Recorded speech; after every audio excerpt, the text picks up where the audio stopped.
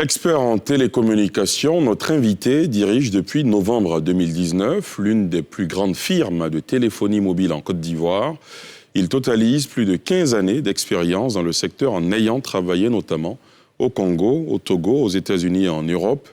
La qualité des services de téléphonie en Côte d'Ivoire, dans un contexte marqué par la migration des numéros de 8 à 10 chiffres, le mobile money qui ne cesse de monter en puissance, l'apport de ce géant de la téléphonie dans la lutte contre le Covid-19, autant de sujets que nous abordons ce soir avec Djibril Ouattara, directeur général de MTN Côte d'Ivoire. Djibril Ouattara, bonsoir.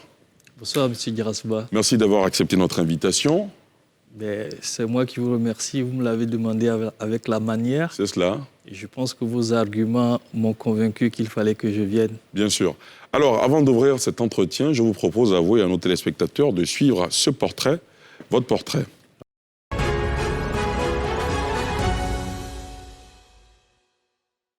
Ce soir, votre émission Sans réserve reçoit celui qui dirige MTN Côte d'Ivoire, l'un des 3 opérateurs de téléphonie mobile du pays, Djibril Ouattara. Cet expert en télécommunications totalise plus de 15 ans d'expérience dans le secteur des télécommunications. Il a travaillé à MTN Congo où il était précédemment directeur général et a réussi à mettre en œuvre des stratégies d'affaires efficaces qui ont abouti à des performances significatives de la filiale. Il a aussi travaillé dans des environnements multiculturels en Afrique, aux États-Unis et en Europe. Avant de rejoindre MTN, il a occupé le poste de directeur général chez Canal+ Côte d'Ivoire et Etisalat Atlantique Télécom Togo. Djibril Ouattara est titulaire d'un MBA en management obtenu aux États-Unis et d'un diplôme d'ingénieur de l'NCIA INSET obtenu en Côte d'Ivoire. Le passage de 8 à 10 chiffres, la question des bonus, le mobile money, la transformation digitale en Côte d'Ivoire sont entre autres les sujets au menu de votre hebdomadaire Sans réserve. Djibril Ouattara, la Côte d'Ivoire a amorcé depuis fin janvier 2021 son passage de 8 à 10 chiffres, un véritable bouleversement chez beaucoup d'usagers. Comment MTN Côte d'Ivoire a vécu ce changement ?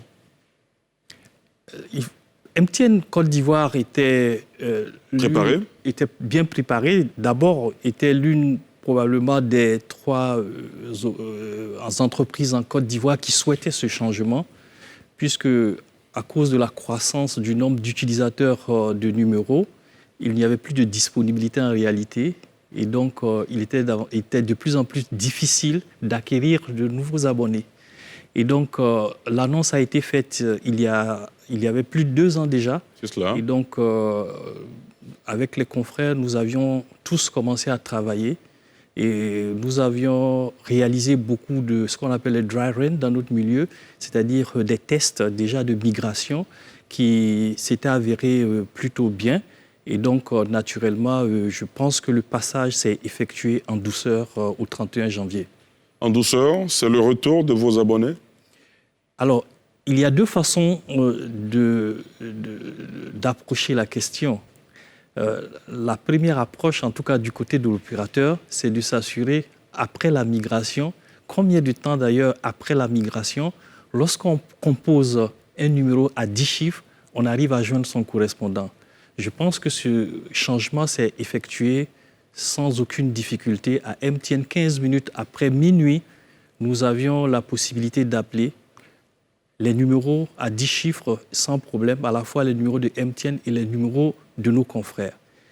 Je pense que vous faites allusion pour le client final, comment il a fait son changement de répertoire. Justement. Et sur cette question, beaucoup de choses peuvent être dites. Alors justement, il y a eu un balai d'applications dans la foulée qui proposait de basculer de 8 à 10 chiffres. Quel a été l'apport de MTN dans ce basculement ? Vous avez mis aussi sur pied une application ou vous avez pris part à une initiative conjointe ? Alors, il faut comprendre que toutes les opportunités sont bonnes pour des startups pour pouvoir développer et faciliter la vie aux usagers finaux. Et donc, à la faveur de ce changement de numérotation, il y a beaucoup de jeunes entrepreneurs dans le digital qui ont développé des applications qui pouvaient faire la migration des répertoires. Et à MTN, nous avons été sollicités par plusieurs de ces entités. Et en plus, notre régulateur, le régulateur du secteur, a pris le lead également de dire qu'on peut coordonner une action pour l'ensemble du secteur, pour accréditer d'une certaine façon des répertoires, des applications qui pourraient faciliter la vie à nos usagers. Nous avons été dans cette démarche, mais de façon spécifique à MTN, nous sommes allés un peu plus loin, parce qu'en réalité, lorsqu'on parle d'applications, les applications ne fonctionnent que sur des smartphones. En Côte d'Ivoire, quand on regarde le nombre d'usagers de la téléphonie mobile, seulement 40% détiennent un smartphone. Et nous, à MTN, nous avons pensé également qu'il fallait aller au-delà. Nous avons introduit d'autres outils qui avaient la possibilité de faire migrer le répertoire de personnes qui n'avaient pas de smartphone. Quel outil, en l'occurrence? C'est un outil qui s'appelle MTN Sauvegarde, qui est téléchargeable sur les applis, qui est téléchargeable, qui peut être téléchargé déjà pour ceux qui ont des smartphones, ou qui peut fonctionner avec des codes USD qui non seulement permettent de sauvegarder le répertoire existant sur une plateforme à distance, mais peut restituer ce répertoire-là en faisant migrer les numéros de l'usager. Okay. Et donc, c'est un service qui existait chez nous et nous l'avons poussé pour que tous les usagers qui utilisent des feature phones, c'est comme ça qu'on les appelle, puissent également migrer leur répertoire. Ce que vous dites, c'est que la migration s'est bien déroulée. Oui. Selon vous? Oui. Très bien. Dans la foulée, justement, de ce basculement, le régulateur a décidé de mettre un terme, en quelque sorte, au bonus tout azimut offert par les maisons de téléphonie, dont la vôtre. C'est une décision que vous comprenez, que vous approuvez? C'est deux choses différentes. Le terme « dans la foulée » n'est pas approprié. Pourquoi? En réalité, cette décision du régulateur date de septembre 2020 et c'est une décision qui n'a rien à voir avec la migration, le changement du plan de numérisation. Mais il y a une communication autour de la migration qui a été beaucoup plus récurrente. C'est pour ça qu'on dit « dans la foulée ».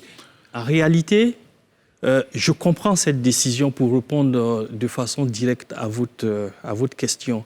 Je comprends cette décision et peut-être qu'elle n'a pas été suffisamment expliquée, mais je pense que cette décision allait dans la protection des droits des usagers. Comment, justement, les usagers se posent la question? C'est effectivement ce que le régulateur a annoncé, indiqué que cela allait dans le droit, enfin dans le sens du respect des droits des usagers. Mais comment les usagers doivent-ils le percevoir? Le principe est simple. On ne peut pas être dans un marché où tous les jours il y a des promotions. S'il y a tous les jours des promotions, c'est qu'en réalité, le prix de vente doit se retrouver au niveau des prix des promotions. Et donc, pour éviter qu'il y ait une forme de tromperie de l'usager, il faut lui donner la réalité des prix. C'est pour cette raison d'ailleurs que dans certaines économies, on planifie les fenêtres des promotions. Ici même en Côte d'Ivoire, le ministère du Commerce a bien décidé d'avoir une plus forte implication pour dire à certains moments de l'année, il va y avoir des promotions et ce qu'on appelle la période des soldes. Mais être de façon permanente sur une année, toutes les semaines, avoir 3-4 jours de promotion, c'est qu'il y a quelque chose qui peut être assimilé à la tromperie des clients et je pense que c'est ce que le régulateur a voulu corriger. Votre entreprise ne faisait-elle pas aussi autant de promotions? Si, notre entreprise faisait ses promotions.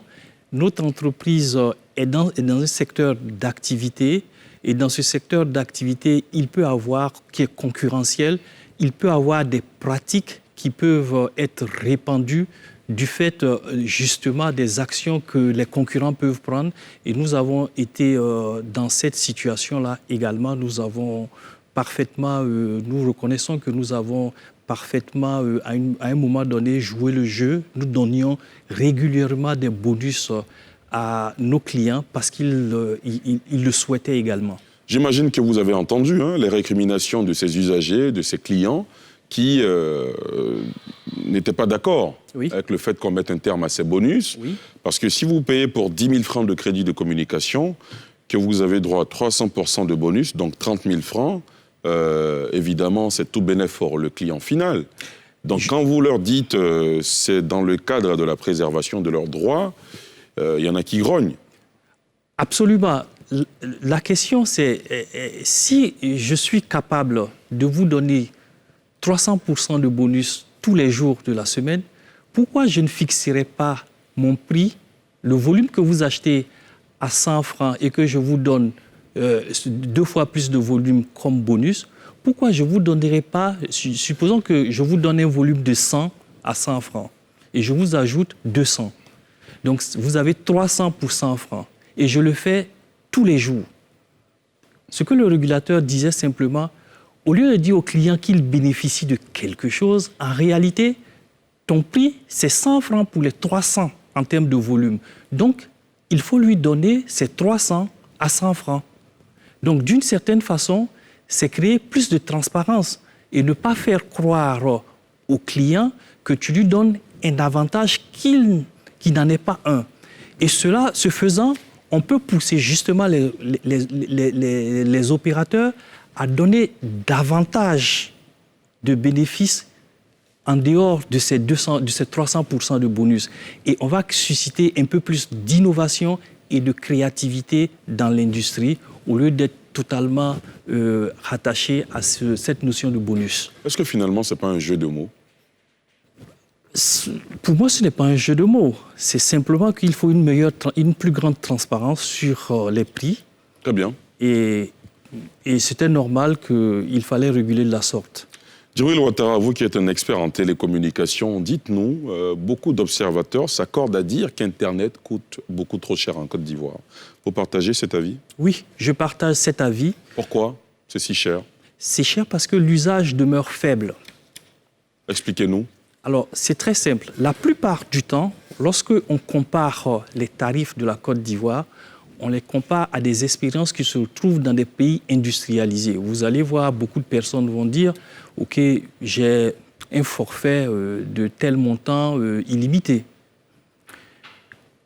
En réalité, dans les pays occidentaux, on a plus de 85% de la population qui a un smartphone. Et donc, qui sont des utilisateurs réguliers et on a des contenus importants que ces personnes peuvent avoir. Et donc, si on prend la consommation, ce qu'on appelle les mégaoctets, que je pense que vous êtes familier de plus en plus à cela, si on prend les volumes d'Internet ramenés aux abonnés, on peut avoir quelque chose comme 10 gigabits par abonné dans beaucoup de pays. En Afrique, malheureusement, et en Côte d'Ivoire, on serait autour de 1 gigabit et demi. Et donc, et en plus, on a en termes de proportion sur la base des abonnés, on a plus de 85, voire 90% des abonnés qui utilisent de l'Internet. Donc, étant donné que le volume produit est important, finalement, le coût de revient de cette production va vers le bas. Et ce faisant, on peut vendre à un coût plus abordable. Et donc, lorsque l'industrie commence, et l'industrie est naissante, et qu'on n'a pas beaucoup d'utilisateurs, on n'a pas beaucoup de contenus qui sont localisés pour permettre cet usage, évidemment, le coût de revient demeure plus important, et il y a juste, on va dire, des privilégiés qui ont l'usage, ce qui fait que le prix de vente peut être important. Alors, quand vous dites qu'on n'a pas beaucoup d'utilisateurs, cela peut paraître paradoxal dans la mesure où aujourd'hui, avec la percée notamment des réseaux sociaux, on a l'impression que tout le monde se retrouve sur ces réseaux sociaux-là, qui marchent évidemment avec Internet. Donc, quand on dit qu'on n'a pas beaucoup d'utilisateurs, on peut se dire, mais de quoi on parle? On parle bien d'utilisation. Les réseaux sociaux ne sont pas une grande utilisation de l'Internet. Généralement, lorsqu'on regarde aujourd'hui sur le plan mondial, la demande de l'Internet vient sur ce qu'on appelle le streaming, les vidéos, de plus en plus la télévision. Et la deuxième, c'est donc les jeux en ligne, ce qu'on appelle le gaming. Malheureusement, ce n'est pas les réseaux sociaux. Et effectivement, l'utilisateur des réseaux sociaux utilise très peu d'Internet. Il a une facilité pour pouvoir communiquer, certainement, parce qu'il y a beaucoup de personnes qui sont connectées à ces mêmes réseaux. Il a une facilité même pour pouvoir appeler avec des OTT qui existent, mais la réalité est que les volumes sont encore très faibles parce que lorsque vous passez un appel par OTT, vous consommez très peu de données Internet. La forte consommation de l'Internet vient plutôt par des contenus vidéo qui sont de plus en plus... Mais justement, il y a plusieurs plateformes internationales, mondialement reconnues, qui sont en Côte d'Ivoire, qui fonctionnent bien en Côte d'Ivoire. Donc il y a également des utilisateurs de ces plateformes qui proposent du streaming et des vidéos à la demande. Alors, lorsqu'on regarde l'usage... Ou est-ce que vous êtes en train de nous dire que le taux de pénétration de ces plateformes n'est pas très important en Côte d'Ivoire? Vous avez répondu à la question. Effectivement, le taux de pénétration de ces plateformes est très faible. Lorsque nous regardons l'usage de ces plateformes sur nos différents réseaux, l'usage est faible. Et cela se comprend. Ces plateformes demandent des abonnements. Et c'est des abonnements qui doivent être effectués avec des cartes de crédit. Et les cartes de crédit sont généralement pour des personnes qui sont bancarisées. Vous le savez aussi bien que moi que nos pays ont un faible taux de bancarisation et donc très peu de gens qui sont capables en réalité d'accéder à ces plateformes-là. Voilà la réalité. Et donc l'usage du streaming est très faible. Et donc l'usage du gaming, souvent aussi qui a besoin donc d'abonnement, est très faible. Alors, si on n'a pas suffisamment d'utilisateurs, comment expliquer l'avènement de la fibre optique? Alors, vous savez, il y a plusieurs approches et plusieurs, je dirais, plusieurs séquences dans la vie d'une industrie. Notre industrie, l'industrie des télécommunications, vient à l'origine du filaire, ce qu'on peut appeler le filaire. La fibre optique n'est rien d'autre. Alors, pour parler très simplement pour tous nos téléspectateurs, avec un langage très accessible, est-ce que quand vous dites filaire, vous pensez à des câbles? À des câbles. D'accord, très bien. Et donc, pendant longtemps, lorsqu'on parlait de la téléphonie fixe, c'était des câbles. Et lorsqu'on est passé à la première génération de l'Internet à domicile, ce qu'on appelait l'ADSL, c'était du cuivre. Et donc, ce n'est pas nouveau d'avoir déjà du câble qui donne de l'Internet à domicile ou qui donne de l'Internet à des entreprises. Et donc, c'est très facile de migrer à partir du cuivre qui existe et de migrer à la fibre optique pour pouvoir avoir de l'Internet à domicile. Mais encore une fois, et comme vous le savez, lorsque nous étions avec la technologie filaire, on avait un gros problème de déploiement du réseau parce qu'il fallait creuser et étendre le réseau. Et donc,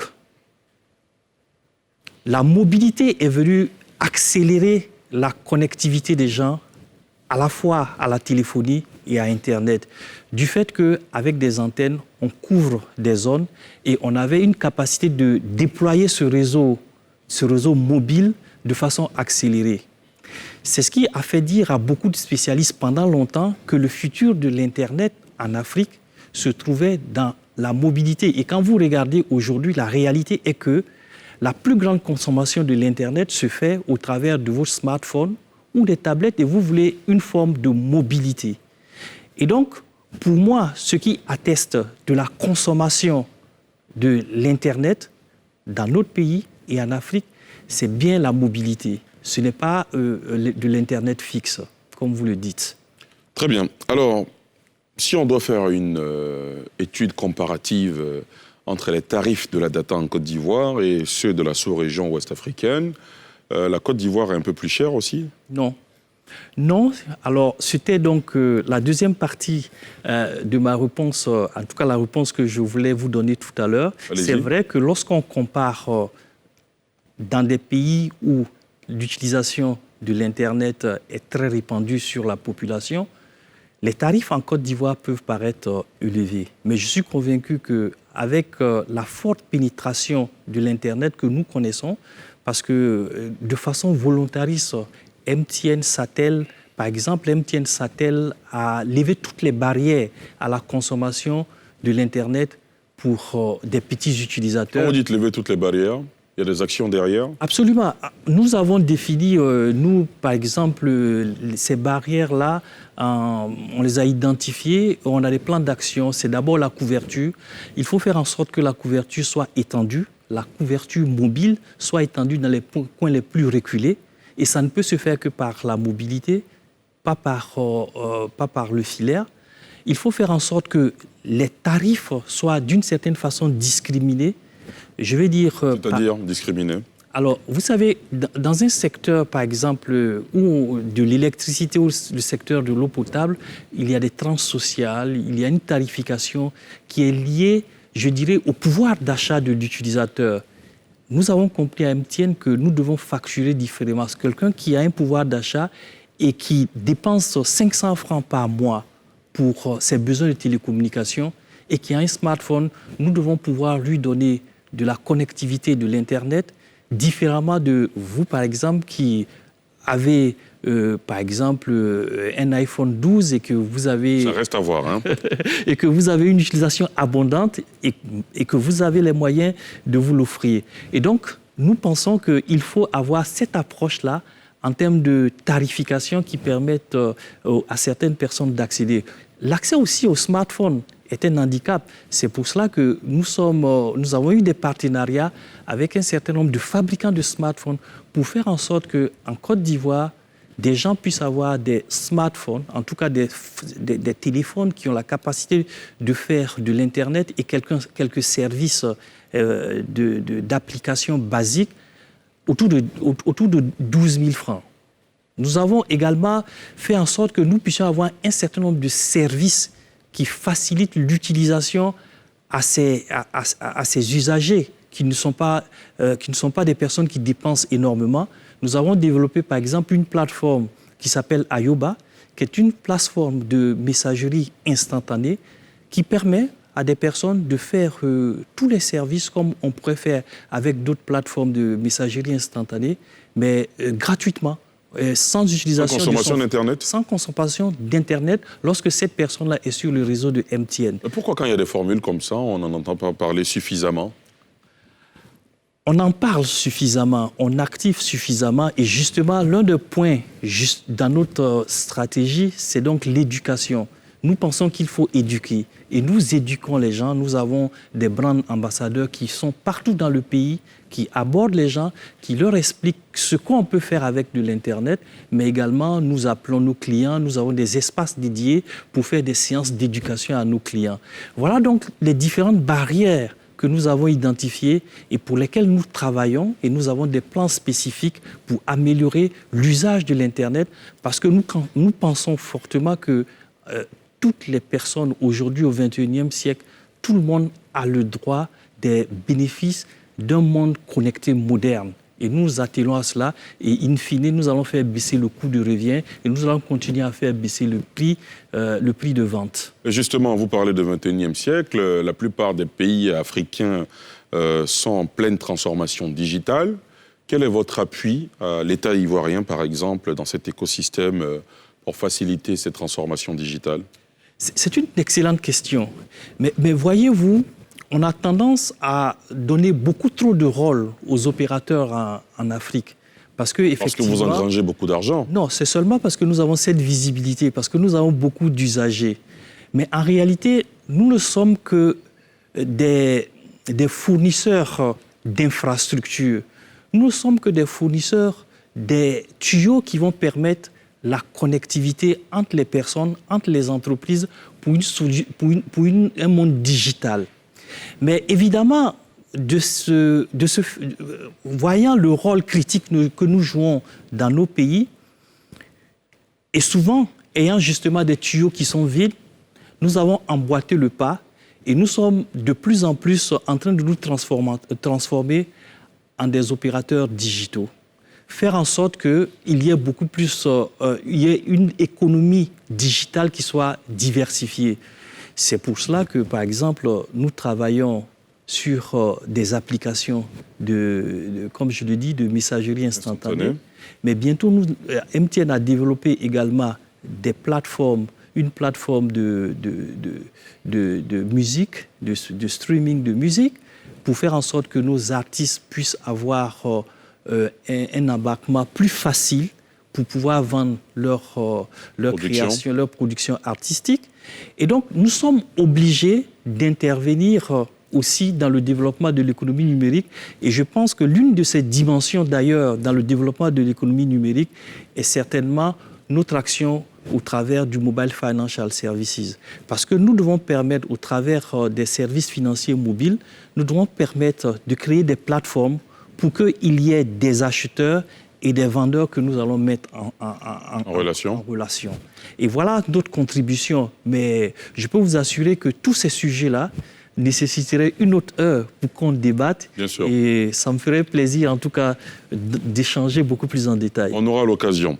Alors, est-ce qu'il vous est déjà arrivé, vous-même, Djibril Ouattara, d'être en pleine communication téléphonique et vous perdez le signal, ou il y a une interférence? Ça vous est déjà arrivé? Oui, ça m'est déjà arrivé. Comment vous expliquez cela? Beaucoup d'Ivoiriens se plaignent de ce fait-là, de ce manque de confort d'écoute, et c'est assez récurrent. Comment on l'explique quand on est directeur général d'une firme importante de téléphonie mobile? Alors, voyez-vous, nous sommes en réalité, lorsque vous avez un téléphone, vous rendez, in fine, l'opérateur téléphonique responsable même de la qualité de votre téléphone. Ça ne devrait pas se passer comme ça. Il est établi que la plupart des dysfonctionnements qu'on peut reconnaître en termes de rupture d'appel sont liés, la plupart liés donc à des problèmes de réception, c'est-à-dire des téléphones qui reçoivent le signal. Ou encore des infrastructures qui transportent le signal. C'est une autre chose. Et je pense que nous, on a une responsabilité de faire en sorte que les infrastructures qui transportent le signal soient placées aux bons endroits pour que vous puissiez avoir le confort d'écoute. Mais ce que je veux vous dire, c'est que une rupture de communication peut avoir plusieurs raisons. Donc, vous pouvez avoir un bon téléphone, mais la personne qui vous appelle peut ne pas avoir le bon téléphone. Et vous savez, quand on regarde sur nos plateformes, la quantité de téléphones qui n'a pas de marque, je n'ai pas envie de dire des origines, mais vous savez, la quantité de téléphones qui sont fabriqués par des fabricants inconnus, c'est énorme. Et donc, tout cela peut être à l'origine de dysfonctionnements. Cela dit, il y a des dysfonctionnements qui sont liés à nous, les opérateurs. C'est déjà bon de le reconnaître. Mais bien sûr, parce qu'il faut savoir que nous servons plus de 35 millions d'utilisateurs en Côte d'Ivoire. Et nous avons l'une des croissances les plus fortes en termes d'infrastructures. Et nous devons chaque année être en train de réinvestir pour que... voyez partout, quand vous voyez avec le boom économique que notre pays connaît, moi quand je vais à l'intérieur du pays, des localités que je n'ai pas visitées depuis longtemps, je vois comment ces localités s'étendent. Comme pour l'eau, comme pour l'électricité, comme pour les routes, nous avons toujours un décalage entre ce qu'on peut faire pour étendre nos réseaux et la vitesse avec laquelle nos concitoyens étendent donc ces villes-là. Donc il peut arriver que pour ces raisons-là, il y ait des zones où on n'a pas une couverture parfaite. Il peut arriver aussi que même en plein milieu d'Abidjan, du fait du développement de certaines infrastructures, du fait que de la méfiance d'un certain nombre de personnes vis-à-vis de nos équipements, on n'est pas le bon endroit où on peut poser nos équipements pour pouvoir couvrir parfaitement lorsque, par exemple, un nouvel immeuble vient à être construit. Donc voilà, il peut y avoir quelques difficultés de ce type que nous identifions et que nous essayons de fixer, nous essayons de réparer à chaque fois. C'est une amélioration, un processus d'amélioration continue. Il faut être tout le temps en train d'identifier ces endroits-là. Il faut capter. On a des outils appropriés qui permettent de capter en temps réel les expériences des clients et ensuite mettre des plans d'investissement appropriés afin de redresser ces différentes difficultés que nous pouvons avoir. Djibril Ouattara, je vous propose à présent de parler du mobile money qui a explosé en Côte d'Ivoire et notamment partout en Afrique ces dernières années. Est-ce que vous avez des chiffres à nous donner ce soir? Quel est le chiffre d'affaires de MTN en termes de mobile money? Je dirais que les meilleurs services de mobile money se trouvent à MTN. Pourquoi? Parce que MTN est, par exemple, le premier opérateur en Côte d'Ivoire à avoir fourni des services de prêt et d'épargne sur le mobile money. Aujourd'hui, MTN est l'un des seuls opérateurs sur la place à fournir des services de micro-assurance. Et donc, je préfère dire d'abord que le meilleur service de mobile money se trouve chez MTN. Et les chiffres, vous savez, on peut en discuter plus tard. Nous sommes dans une émission sans réserve, voyez-vous. Alors, dites-nous, le mobile money, le taux de pénétration de ce système, de ce mode de fonctionnement est très important aujourd'hui en Côte d'Ivoire. Un chiffre là-dessus, sur le taux de pénétration? En fonction de l'opérateur, on va dire globalement sur la base, en Côte d'Ivoire, sur la base de nos abonnés, nous sommes entre 40 et... sur la base totale des abonnés GSM en Côte d'Ivoire, nous sommes entre 40 et 50% de taux de pénétration. Certains usagers vous reprochent de prélever des frais souvent trop élevés. En réalité, il y a tout un écosystème autour du mobile money. Et si on veut donner du service à nos usagers, nous devons faire en sorte que tous les acteurs de cet écosystème puissent s'en tirer à bon compte. Lorsque vous allez à 22 heures à côté de vous, à côté de votre domicile, et que vous allez faire un retrait d'argent, il faut que vous trouviez quelqu'un qui puisse avoir sa boutique ouverte jusqu'à cette heure-là. Pour que cette personne puisse avoir envie d'être là à cette heure, il faut le rétribuer correctement. Vous voyez? Donc, nous nous attelons à faire en sorte que les frais qui sont payés par les usagers puissent rétribuer à la fois l'État au travers des taxes, parce qu'il est important de payer des impôts. Bien sûr. Que nous devons rétribuer celui qui va aller approvisionner notre point de détail et que le point de détail lui-même puisse avoir une rémunération relativement encourageante pour continuer à le faire. Et finalement, il faut que MTN puisse se rétribuer pour la plateforme et pour tout ce que nous faisons autour de cela. Et donc, c'est ce qui peut paraître qui peut donner l'impression qu'en réalité, les frais sont énormes, mais je ne crois pas du tout que les frais sont énormes. Très bien. Du tout. Alors, le monde entier est frappé par une crise sanitaire depuis fin 2019. La maladie à coronavirus, toutes les entreprises citoyennes se sont mobilisées pour donner leur contribution dans le cadre de la lutte contre cette maladie. La contribution de votre entreprise? La contribution de MTN, elle a commencé depuis le premier jour, lorsqu'on a été frappé par la crise. L'année dernière, nous avons travaillé énormément avec le gouvernement, par exemple en mettant à la disposition du ministère de la Jeunesse un centre d'appel qui a sensibilisé les jeunes en donnant le bon son. Nous avons également supporté le personnel médical avec des outils de communication, mais également nous avons pu mobiliser avec notre fondation un certain nombre d'équipements pour leur travail au quotidien. Nous avons supporté les sapeurs-pompiers qui, à cette époque-là, étaient énormément sollicités. Nous avons même mis à la disposition du gouvernement un outil informatique, une application qui pouvait permettre au gouvernement de suivre un peu comment est-ce que le virus pouvait se propager au travers de la population. Mais ça, c'était l'année dernière. Mais l'initiative majeure que MTN, depuis, en tant que groupe, a lancé cette année est d'avoir investi 25 millions de dollars sur l'achat de doses de vaccins pour distribuer à l'ensemble du personnel soignant de l'ensemble des pays africains.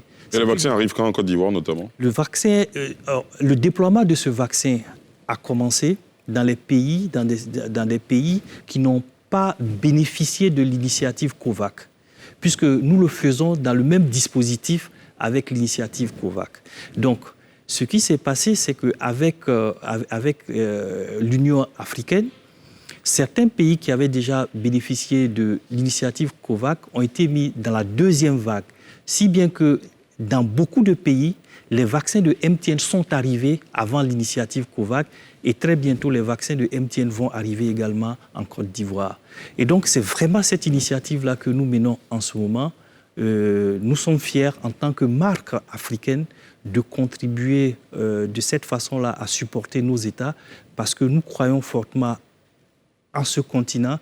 Nous croyons que la santé des personnes qui vivent sur ce continent est importante en tout cas pour nous, puisque c'est des communautés que nous servons au quotidien. Bien sûr. Djibril Ouattara, est-ce que vous êtes disposé à répondre aux questions de nos internautes? Bien sûr, M. Diarra-Souba, si j'ai accepté de venir, je vous l'ai dit, je me prête pleinement au jeu. Très bien. Alors ce sera après ceci.